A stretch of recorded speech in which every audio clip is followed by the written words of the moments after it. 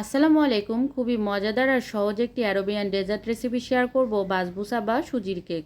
তো প্রথমেই আমি 3টি ডিম ভেঙে নিলাম, 1/3 কাপ চিনি, 1 চা চামচের মতো ভ্যানিলা এসেন্স দিয়ে খুব ভালো মতো চিনিটাকে গলিয়ে নিতে হবে। চিনিটা গলে গেলে 1 কাপ সুজি, 1/4 কাপ টক দই, 1/3 কাপ ঘি, চাইলে এখানে বাটার কিংবা তেলও দেওয়া যাবে। সব কিছু মিক্স করে নিব। এখন দিয়ে দিচ্ছি 1/4 কাপ ময়দা, হাফ চা চামচ বেকিং পাউডার দিয়ে মিক্স করে নিচ্ছি। এখন একটি হিটপ্রুফ কাঁচের বাটি নিয়ে নিয়েছি, তেল ব্রাশ করে এখন ব্যাটারটা ঢেলে 30 মিনিটের মতো বেক করে নিব চুলাতে, চুলার জালটাকে লোতে রেখে। তো এখন আমি একটি সুগার সিরাপ তৈরি করব। এর জন্য হাফ কাপ চিনি, হাফ কাপ পানি দিয়ে সিরাপটা তৈরি করে নিলাম।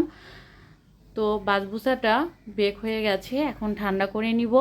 ঠান্ডা হওয়ার পরে সুগার সিরাপ উপর থেকে দিয়ে দিব। তো তৈরি হয়ে গেল খুবই মজাদার বাসবুসা বা সুজির কেক।